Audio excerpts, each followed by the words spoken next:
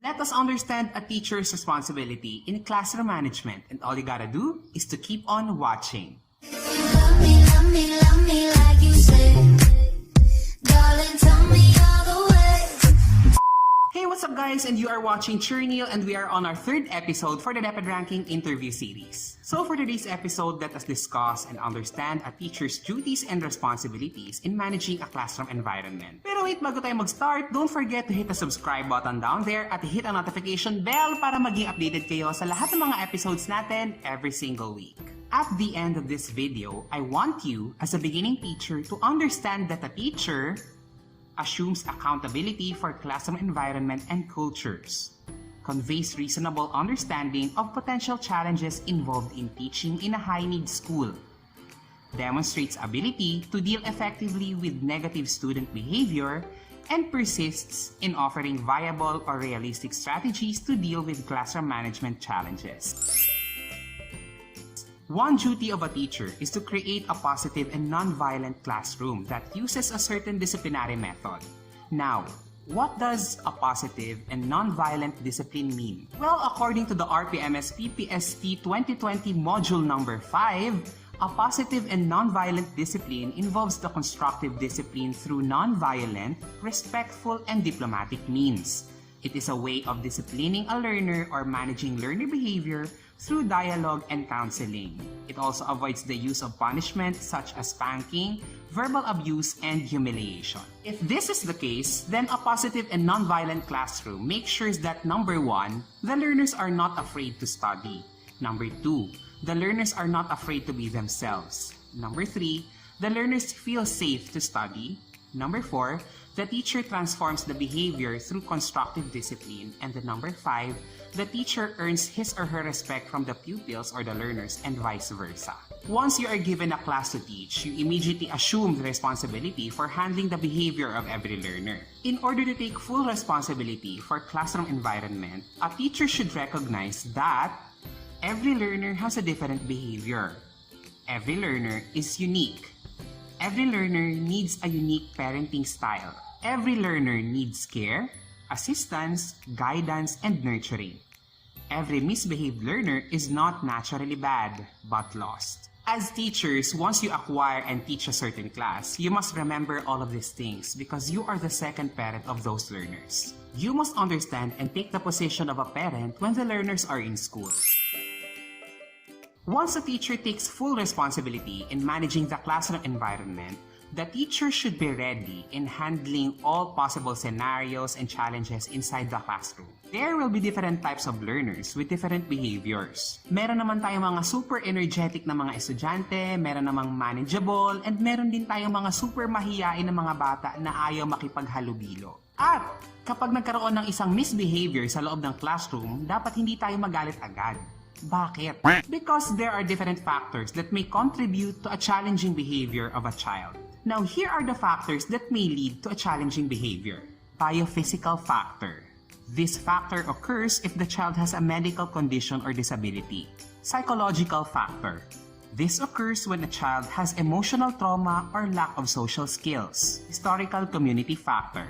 This occurs when a student transferred from a conflict area who has difficulty adjusting to his or her new learning environment. Learner group dynamics. For example, if a child experiences bullying and teasing, or if a learner shows apathy and hostility. Environmental factor. Now, this can be from the level of classroom noise or classroom seating arrangements. Classroom organization issues. This happens when a teacher is inconsistent in the routines, there are inadequate materials to catch the attention of the learners, or ignorance in individual differences. And I would like to add that a teacher shows ignorance in individual differences when the teacher fails to understand why a child acts or behaves in a certain way. Teacher behavior. Some examples for this are boring or disorganized lessons, overreaction to a misbehavior, or over-reliance on consequences of learners' action. In other words, lagi mong sinasalo or pinupuna ang ginagawa ng mga bata kaya hindi natutuloy ang lesson mo. It looks hard, but we have to be aware that a child's behavior might be coming from these factors. Now, as second parents of these learners, we have to think of a certain parenting style to accommodate these learners. The most recommended parenting style is authoritative parenting. Ano bang ibig sabihin nun? Authoritative parenting is a parenting style characterized by high responsiveness and high demands. Now, what does an authoritative parent do? They are responsive to a child's emotional needs while having standards, and they set limits and are very consistent in enforcing boundaries. Ano bang ibig sabihin nun? Unang-una, tinutugunan mo yung mga pangangailangan ng mga bata, pero nandun pa rin yung expectations mo sa kanila. Pangalawa, binibigyan mo sila ng limitations and at the same time, consistent ka sa mga rules na binibigay mo sa kanila. Ngayon, kung maganda pala ang authoritative parenting style, paano ba tayo magiging authoritative parent? Be warm and nurturing. Number 2, listen to the children. Number 3, allow autonomy and encourage independence. Allow them to do things on their own, give them roles inside the classroom, kasi if you're doing this, you're making them responsible for their own actions. Reason with children instead of demanding blind obedience. Instead of saying, ganito ang rules, sundin nyo. Walang lalabag dyan ha. Try saying, bakit hindi ka sumunod sa mga rules? Ano ba ang nangyari? Pwede mo bang ikwento sa akin? Set clear limits on behavior. Now, this can be done by recalling the standards on how to behave inside the classroom before you teach a lesson. Consistently enforce boundaries. Number 7, use positive discipline instead of forceful measures. Instead of saying, sige, pag ginawa mo yan, lagot ka. Try saying, oh, baka nakalimutan na naman ang mga alituntunin, balikan nga natin. Earn, not demand, children's respect. Kasi if you want good behavior from the learners, umpisahan mo muna at magre-reflect yun sa kanila at gagayahin nila yon. In a classroom, hindi naman talaga maiiwasan ang negative student behavior. Now, what should a teacher do? Remember, effective teachers choose positive and non-violent discipline. Bakit? Because this discipline encourages positive behavior and motivates the learners to feel good about themselves. Kasi hindi mo sila ipapahiya. Babaguhin mo ang ugali nila sa tamang paraan. At naririto ang mga strategies na maaaring makatulong sa inyo.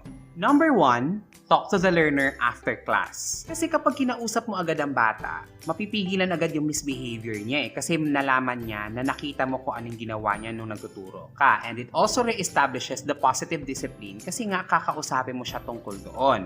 Pero habang kinakausap mo siya, magbigay ka ng compassion and understanding kasi hindi mo siya dapat tinatakot. 2, identify the reasons behind the learner's behavior by asking them why they behave that way. Listen and let them feel safe and respected by not sharing with others what they have told you. Do not tell your learners that they will fail if they do not change their behavior. Instead, elicit from them the possible consequences of the action. Then guide them in finding solutions. 5. Maintain a clear and consistent communication. As teachers, we are the second parents of our learners and we are also in charge in creating strategies that deals with classroom management challenges. At naririto ang iba't ibang mga strategies na pwedeng makatulong sa inyo. Number 1, be consistent. Establish your rules on the first day. Involve the learners in formulating the rules so they will feel responsible to stick to the rules. Number 2, make sure that the learners understand the rules. Number 3, be fair in applying the rules to all the learners who committed mistakes. Number 4, be prepared for the learners who will test the rules. Let them feel in a gentle way that you are the authority in the class. Number 5, do not threaten learners with a consequence unless you are ready to carry it out. And number 6, establish trust to the learners. For this episode's set of questions, I want you to practice answering the following. Number 1, what should a teacher keep in mind in creating a positive and non-violent classroom environment? Number 2, you are given your first advisory class. How can you promote a non-violent and respectful classroom environment? Number 3, you notice that a child always interrupts a classmate during discussion. What steps will you take to address the situation? And number 4, why is consistency an important tool in transforming a child's behavior? And if you want to know my answers to these questions, samahan niyo ulit ako sa aking Facebook Live on Tuesday. Pumunta lamang kayo sa aking Facebook page para malaman niyo ang exact time. At kung hindi niyo pa napapanood ang unang 2 episodes ng ating Deped Ranking interview series, ilalagay ko sila dito. At para sa lahat ng mga videos ko tungkol sa Deped Ranking, lesson plan tutorials and other teacher-related stuff, iiwan ko ang lahat ng link dito sa description box. Once again, this is Niel. Thank you so much for watching and I'll see you next time. Bye guys! Psh!